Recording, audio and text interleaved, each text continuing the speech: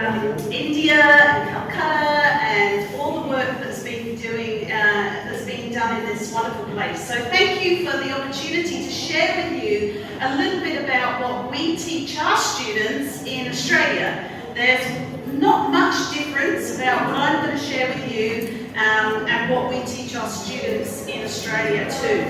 It is a very terrible situation across the world. I don't think there's any country in the world that doesn't experience violence, and so we all have something to share and all have something to learn about how we can prevent violence. Now today I'm going to spend a few minutes talking about prevention of violence. I'm not going to talk about if it's happening to you, and there may be people in the room where you have experienced violence yourself. If that is the case, you must get help and support. It's very important that you don't keep quiet, that you get support.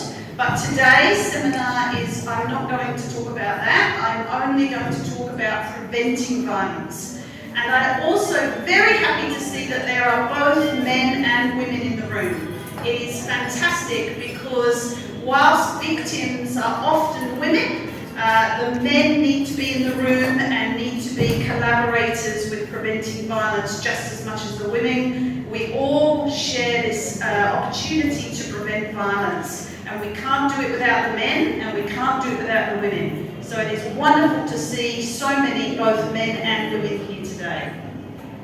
Okay, let's get started then. I want to ask you a question first of all.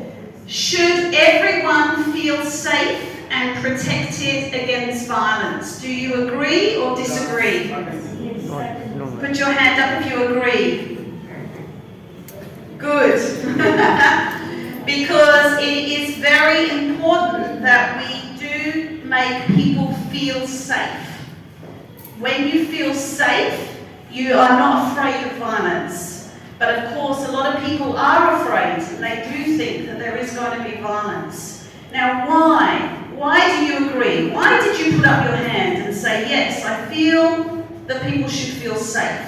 I wonder, just think, why did you say yes? Because you can't just agree and not understand. Why is it so important that people are protected from violence? I'm going to share my ideas, and my idea is that domestic and family violence, we call it domestic and family violence, it violates your rights. It violates your rights to life, because many people die in violence, liberty and security of a person. It violates your ability to have freedom from discrimination and exploitation. And of course, it harms physical, mental, and economic health. And it also violates your right to your freedom of expression, to your education, to social security, and to personal development. These are the reasons why we believe we should not have violence, and we need to reduce the violence. And if you believe this, then we start. We start with this movement, I liked the words, movement to stop this. Because if you believe that you should have freedom and life, then we know that we have to stop it. But of course it is a big problem. It's easy to say it. It's another thing to actually make it happen, because we can't just say let's stop and it stops. It doesn't. So why do we have such a big problem around the world and in India?